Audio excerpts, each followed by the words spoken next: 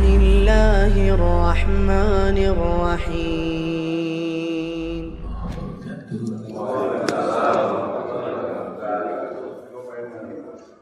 Alhamdulillah, alhamdulillah rabbil alamin. Allahumma shalli ala Muhammad wa ala ali Muhammad.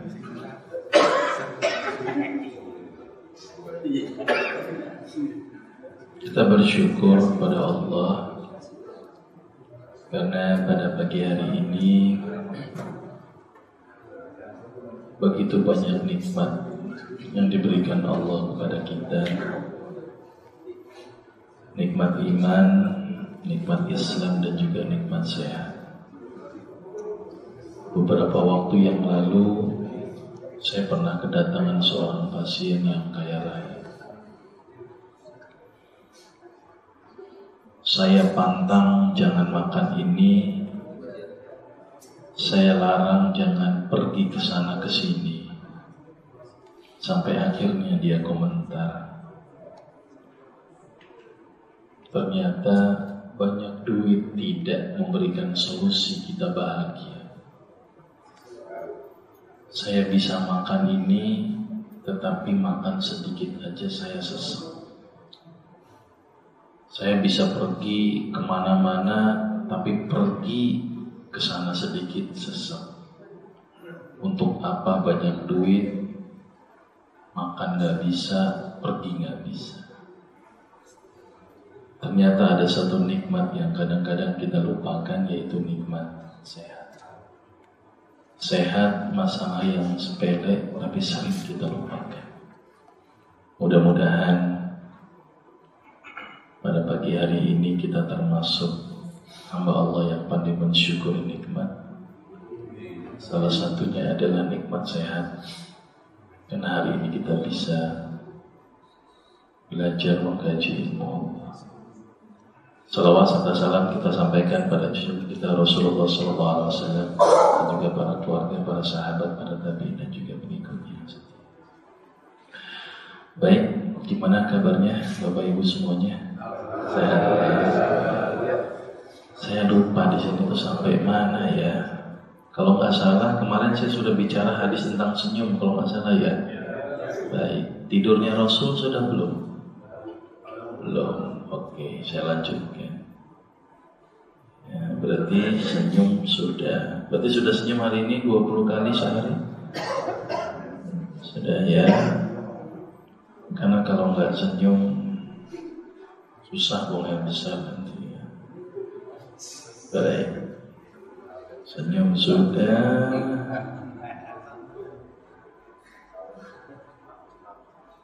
Ya, tidurnya Rasul sudah belum?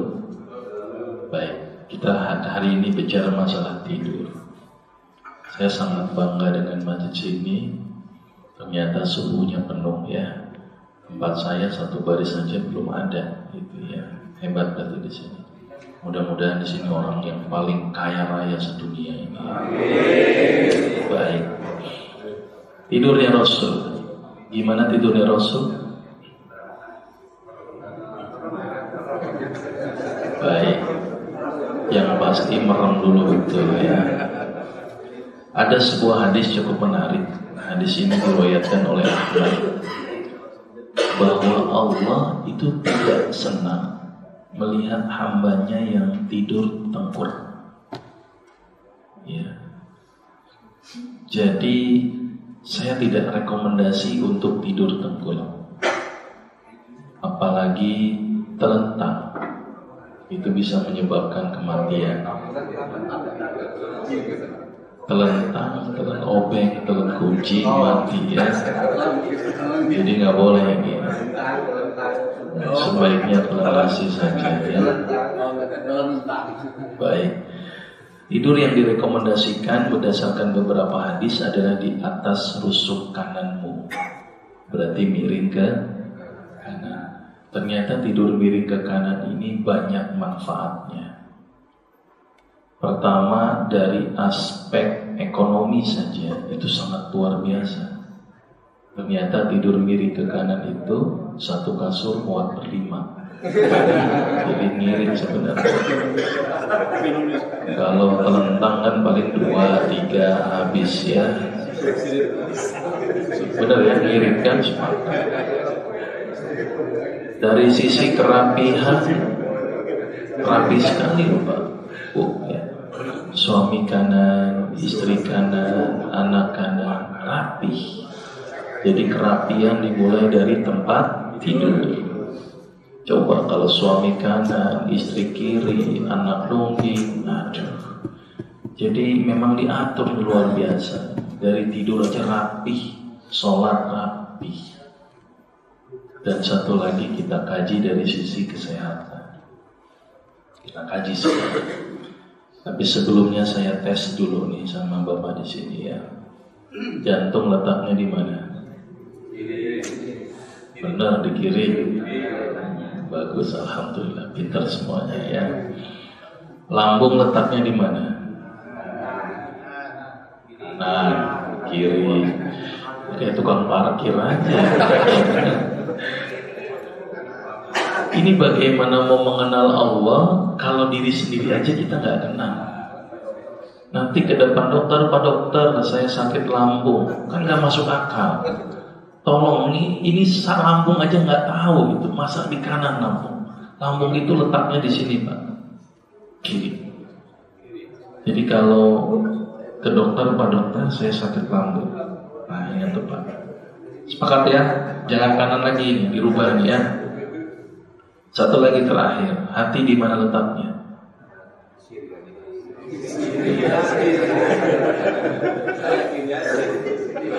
Aduh, repot ini ya. Baik, kalau bapak-bapak sama ibu sakit hati, mana yang dipegang? Ya. Kalau ada orang yang megang sakit hati di sini, ini ciri-ciri orang yang tidak punya ilmu. Mohon maaf ya. Di sini hanya ada jantung dan paru-paru. Jadi kalau saya sakit jantung di sini, saya sakit paru-paru boleh di tengah. Hati itu letaknya di sini, kanan bawah paling banyak. Jadi kalau bilang dokter saya sakit hati, nah di sini megang.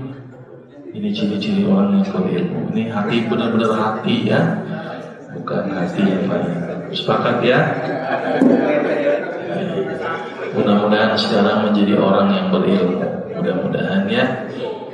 Jadi hati letaknya di kanan. Dan salah satu orang punya masalah hati itu bisa dilihat di mana? Ada istilah ungkapan dari mata turun ke hati. Maka itu kenapa orang yang hatinya sakit bisa dilihat di mata. Matanya apa? Kuning, iterik dalam bahasa medisnya. Maka itu jangan bangga dengan kulit kuning. Jangan-jangan sakit hati itu. Ya.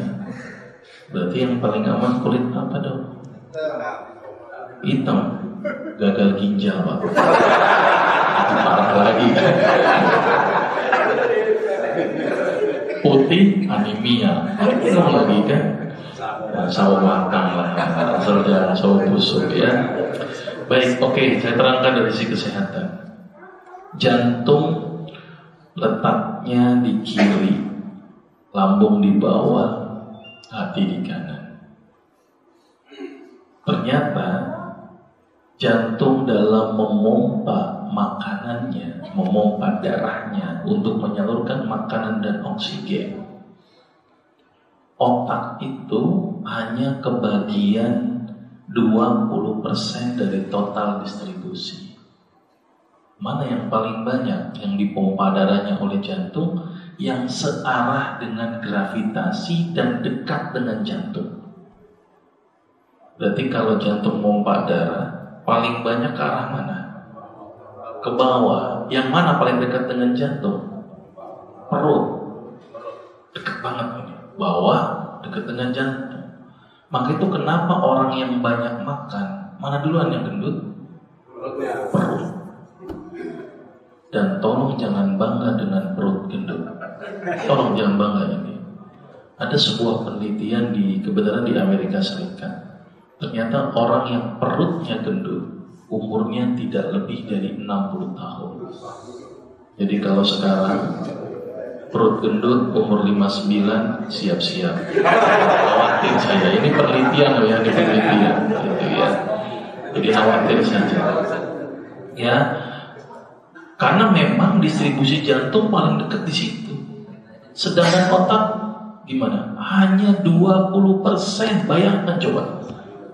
Sedangkan kebutuhan otak akan glukosa itu energi untuk aktivitas otak, itu membutuhkan 60% dari total energi yang dihasilkan. Distribusi 20%, kebutuhan 60%. Kira-kira gimana? Tekor. Maka itu kenapa kita banyak yang pikun. Umur 40 sudah pikun. Coba lihat sahabat Rasul dan Rasul sendiri, ada nggak penyakit pikun?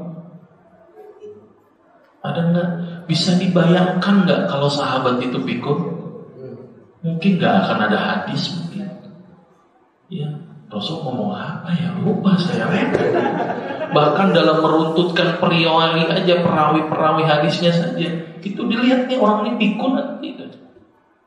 Ternyata salah satu penyebab kepikunan dan kelupaan kita akibat tidak pasnya antara distribusi dengan kebutuhan. Maka itu kenapa Islam mengajarkan ibadah sangat luar biasa. Dan salah satu ibadah yang luar biasa adalah sujud. Ketika sujud, otak lebih rendah dari jantung. Otomatis distribusi makanan bagaimana ke otak? Menjadi lebih efektif. Plus tidur miring ke kanan, otomatis jantung lebih tinggi daripada otak. Maka itu orang yang banyak sujudnya, orang yang mengikuti sunnah tidur Rasulnya, maka dia tercegah dari penyakit pikun. Jadi mulai besok tidurnya miring ke kanan. Jadi ibu-ibu kalau bapak miring ke kiri, miringin ke kanan, gitu ya. Jadi harus sinkron. Sepakat ya? Karena ternyata tidur miring ke kanan dan sujud adalah salah satu kegiatan yang menyebabkan distribusi makanan ke otak menjadi lebih efektif. Jadi kalau udah mulai pikun-pikun, hafal Qur'annya lupa, sudah pokoknya sujud yang banyak. Saya ngobatin pasien yang Alzheimer, pasien yang udah kepikunannya udah paling berat gitu ya. Salah satunya adalah dengan saya suruh sujud yang banyak. Artinya mengamalkan semua sholat sunnah. Mau duha, mau tahajud, semua diamalkan. Saya pernah berhitung, ya, ini matematika saja ya. Kalau seandainya tidur kita 8 jam, ya otak dapat nutrisi. Sujud ya semenit lah, itu juga paling lama dan paling top. Saya sudah hitung dengan semua hitungan sholat sunnah. Misalnya tahajud 11 rakaat gitu ya, duha misal 8 rakaat, misal saya hitung-hitung ya. Ternyata kurang lebih 8 plus 4 jam, berarti 12 jam. Atau 50% dari fase hidup kita, otak letaknya lebih rendah daripada jantung. Kesimpulannya apa? Kesimpulannya otak mendapat nutrisi yang cukup seimbang antara otak dan tubuh kita.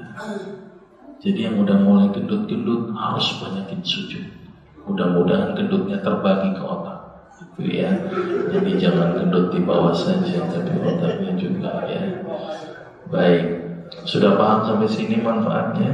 Termasuk penyakit migrain, sering pusing vertigo, atau nyeri kepala, apapun penyebabnya. Karena bisa jadi migrain, vertigo, nyeri kepala, bisa darah rendah, darah tinggi, kolesterol. Tapi intinya adalah otak kurang oksigen, otak kurang glukosa. Maka itu asupan glukosa dan oksigen menjadi cukup penting. Dan oksigen yang terbaik adalah ketika subuh. Ya harusnya ini, maka itu kenapa Rasul mensunahkan cari masjid yang paling jauh. Saya paling jauh kayaknya gitu ya. Tapi naik mobil sangatnya gitu ya. Harusnya jalan kaki itu dari Pondok Aren gitu ya. Ya, tapi repot ternyata ya, jauhnya minta ampun misalnya gitu ya. Karena kenapa? Oksigenasi yang diserap jadi bagus, siar Islam juga menjadi hidup. Gitu, ini salah satu asupannya. Karena oksigennya cukup penting. Maka itu kenapa dalam beberapa hadis dikatakan bahwa sholat subuh ini lebih baik daripada dunia dan seisinya.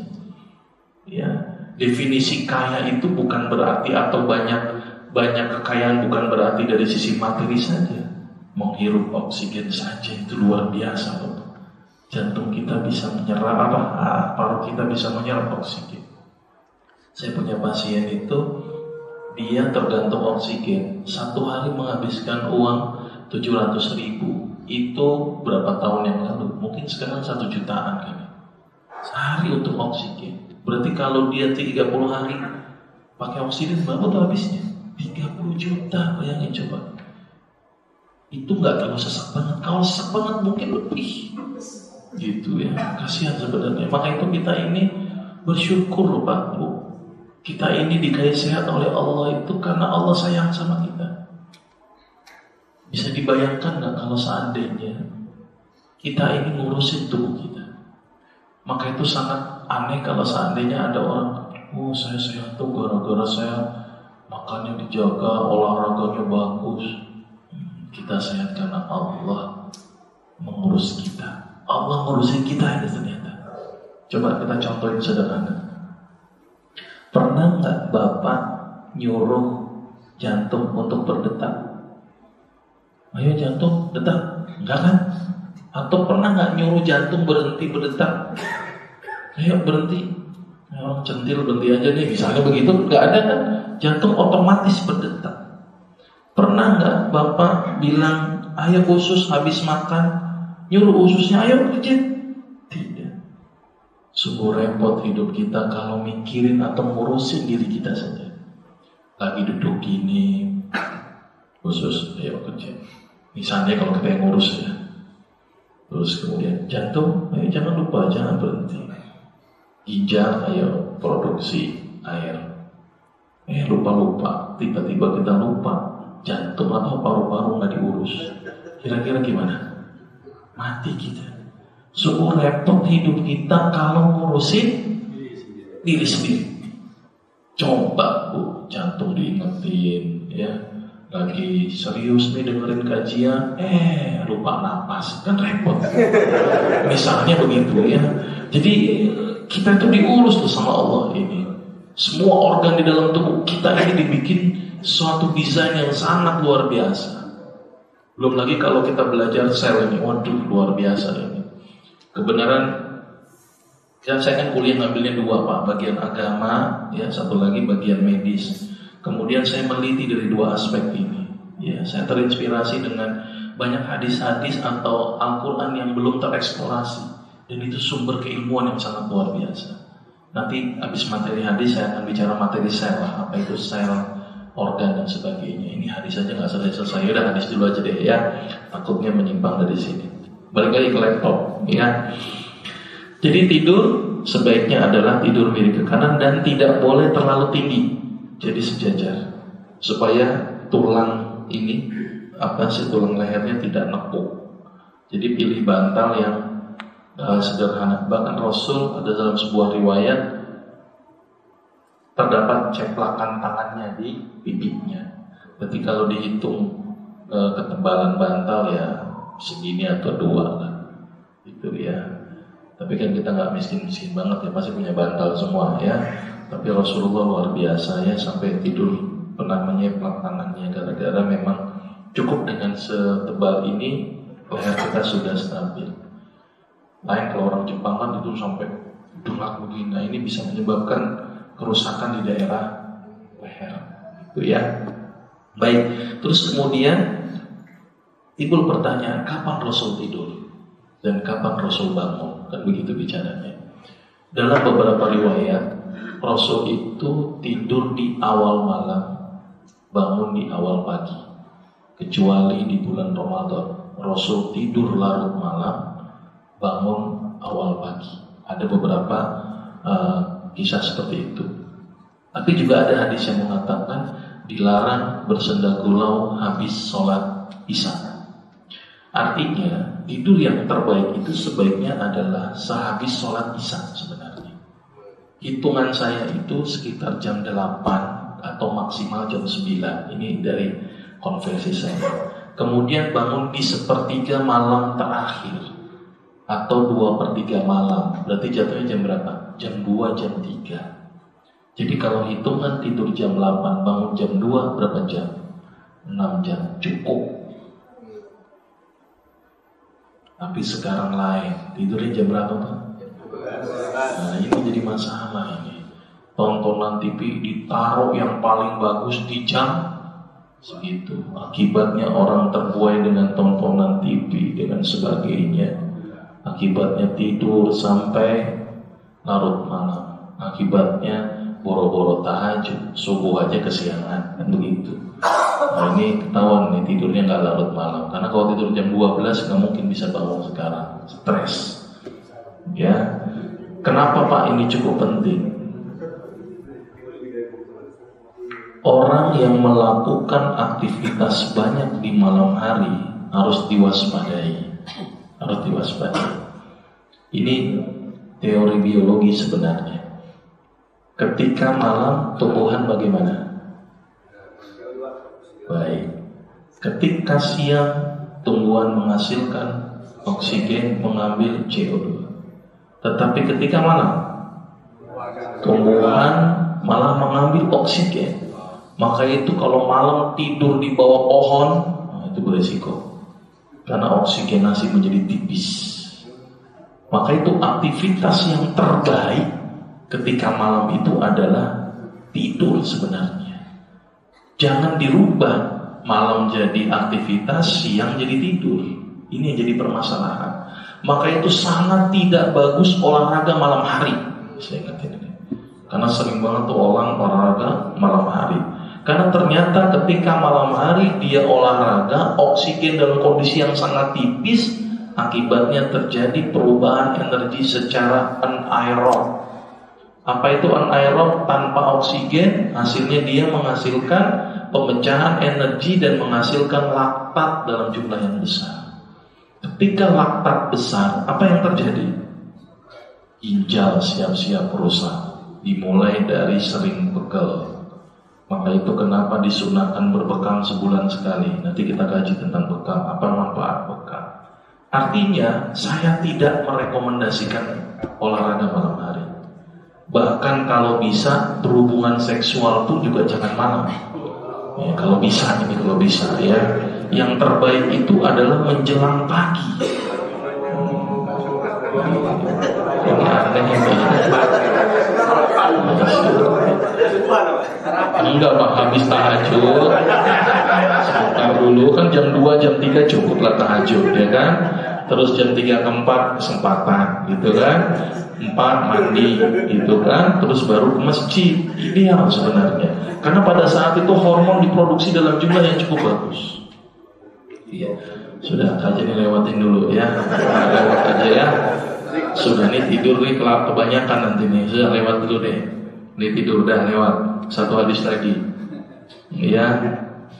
Makannya Rasul. Udah tidur lewat dulu. Gimana makannya Rasul? Kalau bisa makan itu cukup menegakkan tulang punggung. Kalau bisa gitu, berarti sedikit mungkin. Tapi kalau nggak bisa, ya sepertiga makanan, sepertiga minuman, sepertiga nafas. Ini bukan sepertiga bakul ya Pak ya, tapi artinya dibagi-bagi sesuai dengan besarnya lambung. Maka itu kalau bisa makan itu jangan sampai kenyang-kenyang karena bisa menyebabkan over distensi lambung. Ya, kenapa ini cukup penting bicara makan? Saya akan bicara dari perilaku makan dulu sebelum nanti manfaat makan. Rasul punya kebiasaan itu makan dengan mengangkat kaki kanannya. Jadi orang bilang gaya warteg. Nah, inilah orang warteg di dalam beberapa riwayat hadis. Tapi ini cukup efektif. Tadi di mana lambung, Pak? Kita ngomong lagi. Lambung di mana tadi? Kiri. Mulut di mana? Oh, semuanya baik. Mulut di sini, lambung di sini. Artinya ketika kita makan akan terjadi belok di sini. Dan ternyata sering timbul penyakit namanya esofagitis. Nah, paling dia biar sekalian belajar ya. Esofagitis itu adalah radang di esofagus akibat sisa makanan tidak masuk ke lambung, akhirnya mengendap di esofagus akibat tadi standing party, makan sambil berdiri. Jadi akhirnya gini, Pak. Gini, kalau itu harusnya belok begini. Akhirnya begini. Maka itu kenapa disunahkan ganjil ini? Supaya apa? Supaya makanan sempurna masuk ke dalam lambung. Ditambah lagi gaya kanan, Pak, jangan kiri ya. Diangkat ini, kalau lambung di kiri. Dan ketika ngangkat kaki kanan pun ini juga membatasi kita supaya makan tidak berlebihan. Dan indikator kita gendut apa enggak. Ternyata orang itu susah angkat kaki kanan. Jangankan angkat kaki, masang kaos kaki aja ribetnya minta ampun. Misalnya begitu. Ini mohon nih jangan tersinggung ya. Tapi ini mudah-mudahan yang gemuk jadi kurus mudah-mudahan ya. Jadi angkat begini. Ya. Ini sederhana gitu ya, sederhana. Tapi ini cukup efektif. Kebenaran saya pernah mengisi kajian di depan para direktur asuransi di Jakarta. Di restoran pada waktu itu, waduh makanannya serba diatur-atur, ya, termasuk ngatur meja, ngatur lap, celemek, ribet amat ini gitu kan. Mumpung saya jadi penceramah, angkat aja kaki saya. Ini tukang beca dari mana? Mungkin gitu loh bayangannya ya. Tapi ini menjadi bahan untuk saya kaji. Ternyata cara Rasul itu sangat luar biasa. Ngangkat kaki kanan dan makan di bawah. Kira-kira sepakat nggak ini? Sepakat ya? Berarti nanti kalau makan di restoran mikir lagi. Restoran ngangkat kaki gimana? Apalagi ibu-ibu jadi kan? Ya udah minimal ditinggikan saja, disilangkan. Minimal kalau memang mentok disilangkan saja. Ini untuk mencegah esofagitis. Tanda-tanda esofagis itu apa tuh? Tanda-tandanya mual-mual ketika kita sikat gigi.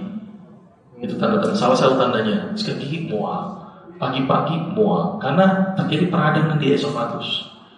Ya, kalau dampaknya besar bisa menyebabkan luka dan akhirnya bocor itu esofagusnya. Maka itu kenapa luar biasanya Rasul mengajarkan sunnah-sunnah. Maka itu sebenarnya yang namanya Tibun Nabawi itu sebenarnya mengaplikasikan sunnah dalam kehidupan sehari-hari. Selesai kok. Jangan identik bahwa Tibun Nabawi bekam doang, madu doang, habat doang. Ini kadang-kadang kajiannya nggak pas nih. Padahal kemarin saya kaji apa? Senyum kan bisa menjadi obat. Tadi tidur bisa ngobatin penyakit, banyak faktor. Sekarang makan bisa mencegah penyakit esofagitis. Maka itu orang-orang yang sakit mah langkah pertama saya suruh apa? Ikuti makan cara Rasul. Bukan bekam doang, ya sini bekamnya itu kesannya begitu tuh Tibun Nabawi itu. Padahal kajian-kajian sunnah itu luar biasa dan saya sudah mengumpulkan jurnal-jurnalnya. Ini bukan berarti saya tanpa jurnal nih, saya scientific base nih. Cuman bahasanya kan harus bahasa awam nih. Nah kalau saya bahasa ilmiah pusing lagi nanti kan. Nah artinya ternyata sangat luar biasa itu. Maka itu mulai besok angkat kaki. Satu, ini sangat bermanfaat. Yang kedua, Rasul punya kebiasaan makan pakai tangan. Sederhana ini sebenarnya, sederhana ya. Padahal Rasul itu sudah bisa bikin panah, pedang, perisai, pelana kuda. Masa bikin sendok nggak bisa? Gitu loh, maksud saya begitu loh ya. Kenapa kau pakai tangan? Ini kan ada hikmahnya ternyata. Memang Rasul itu selalu membedakan dengan orang-orang Yahudi. Orang Yahudi senang pakai kuning, Rasul ganti putih. Yahudi pakai sendok, pakai tangan. Yahudi lonceng, azan, kayak gitu. Jadi Rasul selalu membedakan dengan orang-orang Yahudi. Kenapa pakai tangan, Pak? Ini kita kaji. Dan pakai tangannya pun khas. Berapa jari? Hanya 3 saja. Ternyata dari secara alami saja Makan 3 jari sama 5 jari, kemudian ngaca. Gantengan yang mana Pak? 3 jari sama 5 jari kayak gimana coba? 5 jari kalau makan gini ngembung sini, gak enak banget dilihat gitu ya. Tapi kalau 3 jari sempurna. Dan kenapa harus patokan jari? Kita bicara gitu. Ini kita ilmiah ini dulu deh. Sekarang saya tanya Pak, kira-kira orang yang gede jarinya gede nggak? Gede. Orang yang kecil jarinya kecil nggak? Kecil. Karena kalau orang kecil jarinya gede bengkak, itu bener kan? Kalau orang besar jarinya kecil kelainan, gitu ya. Tapi coba lihat sendok, sama nggak rata-rata? Sama ukurannya. Ketika kita makan dalam bentuk sendok, mau orang kecil, mau orang gede, sama itu masuk ke dalam mulut. Tapi kalau dengan jari kita masing-masing, pas orang yang gede pasti lebih banyak dikit, orang yang kecil lebih kecil sedikit, sesuai dengan ukuran jari. Ya, dan jari yang diambil ini pas porsinya dengan yang ada di mulut, dengan banyaknya gigi, dengan besarnya mulut dan besarnya jari. Dan 3 jari ini menyebabkan proses pencampuran enzim menjadi lebih sempurna ketimbang dengan yang 5 jari. Dan ternyata banyak permasalahan pencernaan akibat cara makan yang tidak tepat. 1 gigit, telan, ini paling banyak ini. Maka itu timbul penyakit mah. Padahal kalau bisa ketika makan ngunyah dulu. Kalau medis hitungnya berapa kali? 33 kali. Lama banget kan? Ya udahlah, nggak usah 33, ya 10 atau 20 kali lah. Jadi makan tidak akan porsi banyak. Ini makan secepat kilat gitu ya. Nah ini jadi masalah ini. Ya. Dan ternyata ketika pas 3 jari ini pencampuran enzimnya itu sempurna. Jadi kita nggak akan pernah kena penyakit karena bakteri. Karena kenapa? Karena air liur kemarin sudah kita bahas ya, mengandung beberapa enzim yang mampu membunuh bakteri. Maka itu kenapa kita sering timbul penyakit tipes. Salah satu penyebabnya adalah proses pencernaan yang tidak sempurna. Tolong kalau makan itu nikmati dari tangan ke tangan, jangan cepet kayak gitu ya. Itu gambaran. Dan ternyata kita tuh jarang, kadang-kadang mohon maaf, kita itu tidak pernah banyak menggunakan organ-organ di dalam tubuh kita. Fungsi tubuh kita itu merasa dikerdilkan. Maka itu ada seorang peneliti itu nanti gambaran manusia itu beberapa puluh tahun yang akan datang itu seperti gambaran alien, Pak. Dimana, kenapa bisa seperti itu? Contoh, ada lift, ada tangga. Milih mana kira-kira? Lift. Maka itu akan diprediksikan manusia itu nanti kakinya banyak yang mengecil karena nggak pernah dipakai. Ada makanan empuk sama keras, ini yang mana? Empuk, maka itu diprediksikan besok ini rahang makin mengecil. Ya, otak sering dipakai besar, rahang kecil, kaki kecil, tangan kecil, kecuali jempolnya yang gede. Karena sering SMS. Nah ini jadi masalah. Kan kebiasaan orang sekarang luar biasa ini. Handphone itu jadi barang apa ya? Kayaknya kalau nggak bisa deket dari handphone, kayaknya gimana begitu kan? Saya sering melihat tuh kajian-kajian baru khotib eklimer sibuk sama handphone. Ini bisa jadi autis lama-lama ini orang ya. Nah ini gambaran seperti itu karena kebiasaan kita.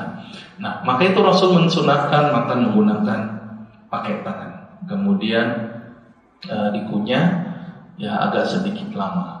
Dan habis makan Rasul punya kebiasaan gimana? Menjilat. Asal jangan habis jilat salaman gitu ya. Artinya apa? Artinya dengan menjilat ini ada beberapa manfaat. Dia akan merangsang pengeluaran air liur. Air liur lebih banyak. Gitu ya. Terus yang kedua, ada beberapa bakteri yang bermanfaat, sebenarnya bakteri baik yang itu bisa membantu proses pencernaan. Tapi ini terlalu detail lah. Tapi yang paling sederhana adalah merangsang pengeluaran air liur. Semakin banyak air liur yang bisa kita keluarkan, semakin bagus proses pencernaan. Gitu ya. Maka itu ada doa ketika makan, bismillah. Sudah, ini dengan nama Allah, itu juga akan membantu efek psikologi. Saya kadang-kadang malu dengan orang Kristen. Makan aja sakralnya luar biasa mereka. Kita boro-boro baca bismillah gitu, ya langsung aja ngebut. Nah ini yang jadi masalah. Karena ternyata ada hubungan yang signifikan antara doa dengan makanan yang kita makan. Nanti ada kajiannya ini, hubungan antara, nanti kan ada Al-Quran hubungannya dengan sel nanti. Kenapa pentingnya membaca Quran setiap hari? Bahkan saya rekomendasikan bahkan setiap detik kalau perlu baca Quran.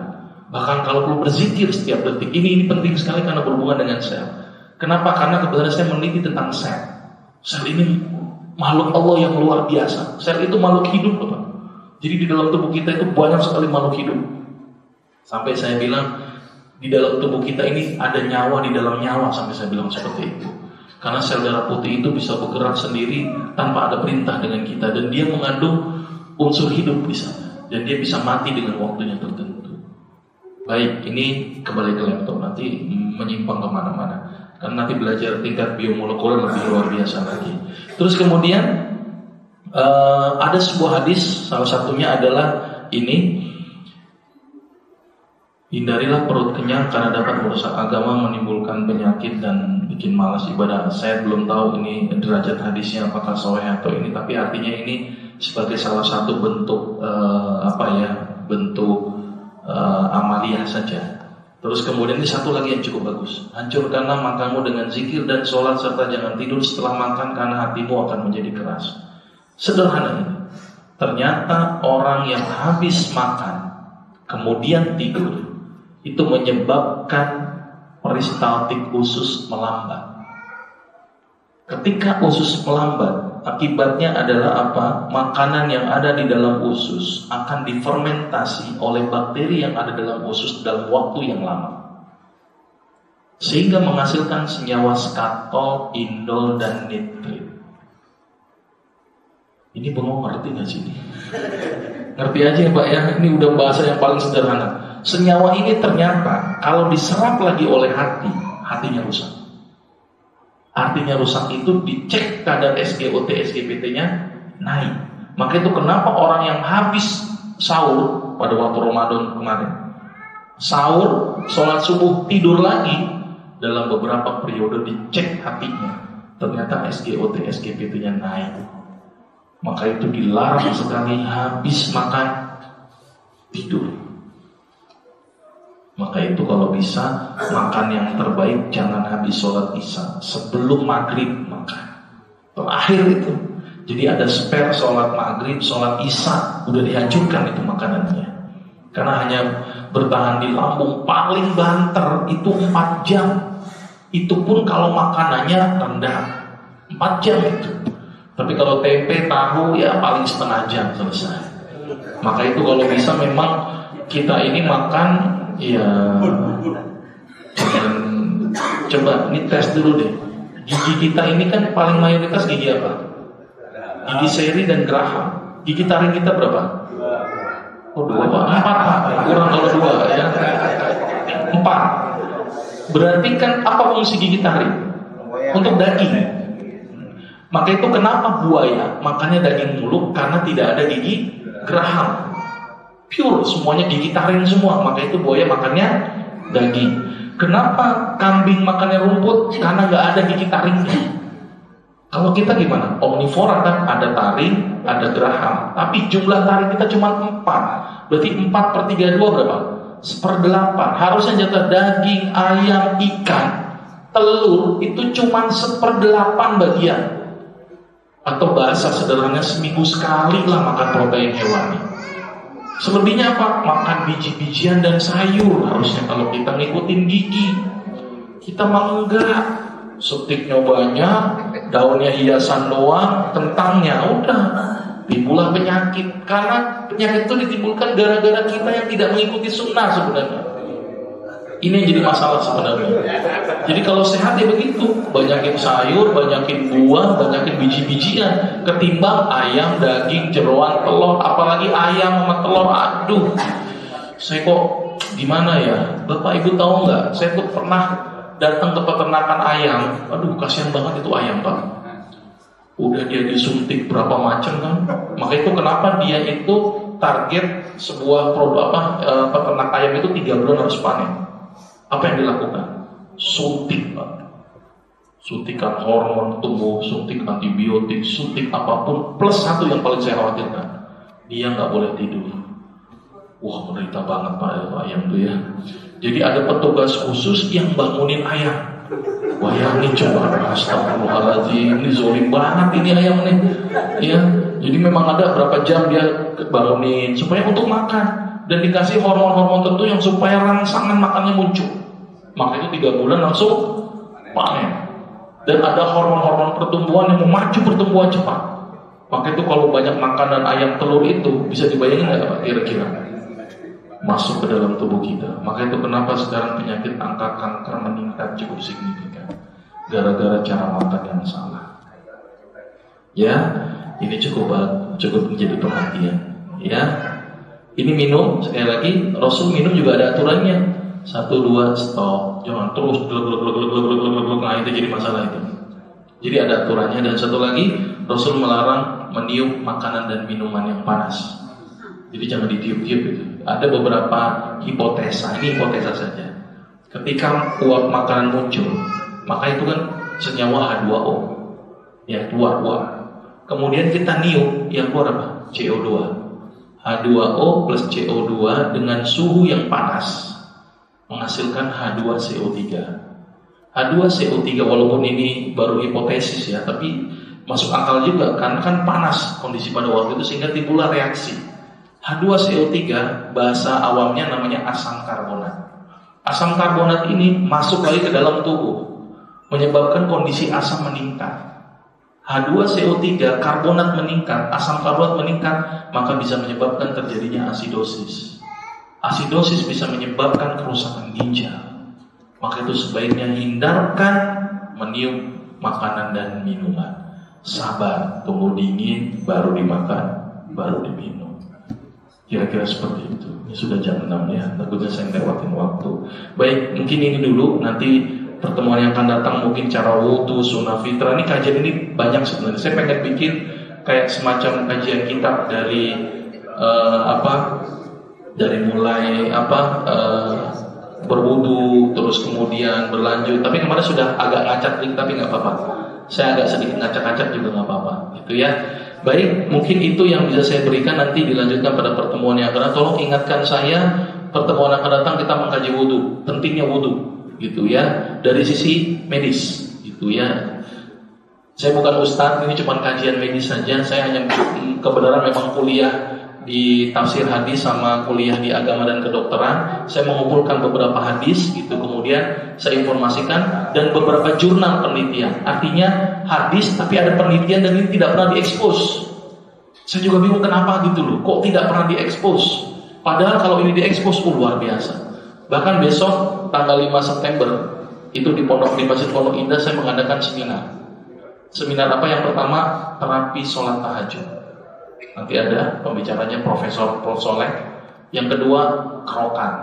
Nah, kalau mau tertarik kerokan apa itu, penelitinya oleh Profesor Didi Tantomo. Jadi ilmiah sampai tingkat biomolekuler. Jadi maka itu solusi kesehatan Islami alami. Gitu ya. Jadi ada alami. Jadi kalau Bapak pengen tertarik tentang kerokan ilmiah apa enggak, datang. Itu pembicaranya Profesor Dr. Didi Tantomo. Ya, hari tanggal 5 September. Gitu ya. Silakan, ini sangat ilmiah dan ini sangat luar biasa pentingnya tahajud dan kerokan. Saya mengkombinasi dua, gitu ya. Baik, mudah-mudahan bermanfaat. Mungkin ada pertanyaan, boleh silakan ya. Tapi nggak usah banyak-banyak ya, 1 atau 2, gitu ya. Saya akhiri. Assalamualaikum warahmatullahi wabarakatuh. Silakan Pak. Assalamualaikum Pak Dokter. Ya, salam. Saya mau tanya satu.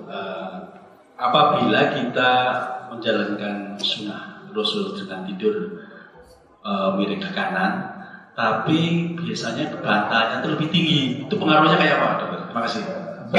Tidur miring ke kanan, bantal tinggi, tengkleng Pak. Bahasanya ya, begini Pak. Maka itu orang bilang salah bantal.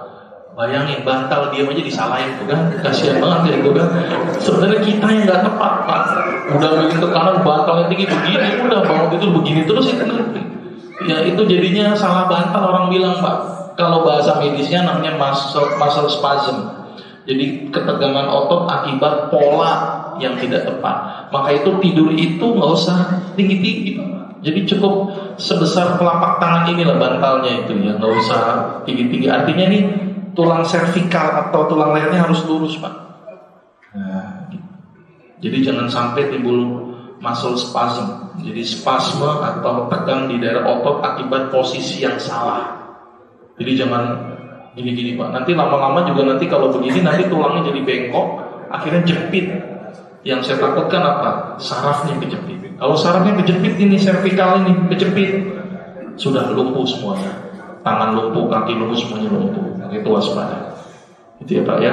Jadi miring ke kanan, tapi bantalnya disesuaikan supaya tulang ini tidak bengkok. Itu ya. Oke, jelas ya Pak ya. Ada lagi pertanyaan? Cukup? Oh, satu lagi, silakan.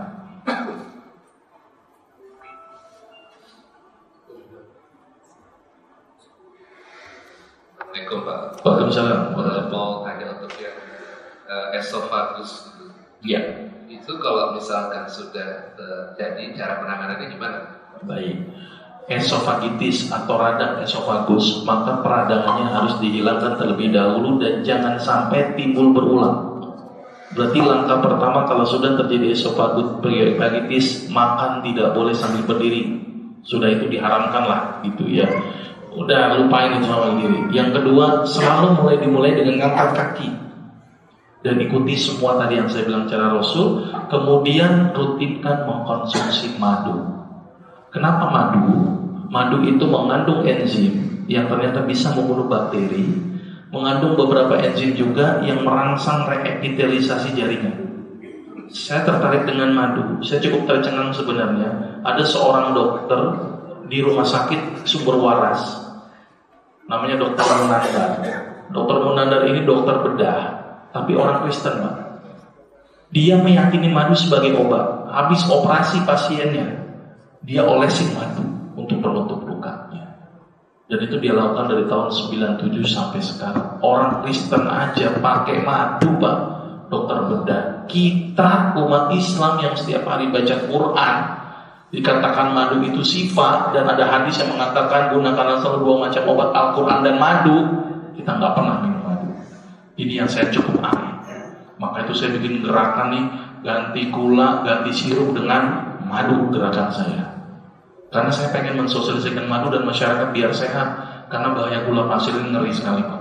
Saya kalau melihat prosesnya itu, waduh, ini senyawa, ini masuk ke dalam gula. Ini kalau dalam tubuh gimana ini? Ini yang jadi khawatir. Jadi rutinkan madu, karena madu itu nanti mampu merangsang pembentukan kembali. Kemudian perbanyak kunyit dan temulawak kalau obat alaminya itu.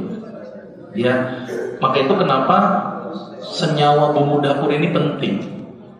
Saya terakhir mengisi seminar tentang sehat dengan bumbu dapur. Ya, ini cukup penting. Nanti mungkin ada sesi tertentu kita belajar bumbu dapur. Walaupun pesertanya bapak-bapak, biarin aja, gitu ya. Target saya ibu-ibunya nanti banyak, gitu ya. Karena bumbu dapur itu bisa menjadi obat. Maka itu saya bikin buku kan menjadi dokter di rumah sendiri. Terus ada lagi buku sehat dengan bumbu dapur. Jadi kesannya Pak, saya tukang sayur memang, gitu ya. Tapi nggak apa-apa. Ternyata bumbu dapur itu jadi obat, dan kalau ini berhasil, masyarakat bisa mengobati dirinya sendiri. Maka nggak perlu dokter, nggak perlu rumah sakit. Ya, target saya jujur, saya pengen masyarakat Indonesia sehat semuanya dan tidak ada yang sakit. Itu doa saya, gitu ya. Maka otomatis rumah sakit juga tutup, gitu ya. Otomatis kan sebenarnya begitu. Makanya kalau melihat rumah sakit yang penuh, doain Pak, mudah-mudahan sepi, gitu ya. Supaya apa? Supaya tidak banyak yang sakit, ya kan? Maka itu ini cukup penting Pak. Nanti salah satunya dengan bumbu dapur tadi, kunyit dan temulawak, itu juga membantu juga untuk proses penyembuhan luka, gitu ya Pak ya. Nanti ada seksi khususnya. Maka itu rutinkan ngisi sholat subuh di masjid. Insya Allah dapat manfaat lebih banyak, dapat ilmu, dapat berkah, dapat pahala luar biasa. Mudah-mudahan bermanfaat. Mohon maaf kalau ada kata-kata saya yang salah. Assalamualaikum warahmatullahi wabarakatuh. Alhamdulillahi Rabbil Alamin.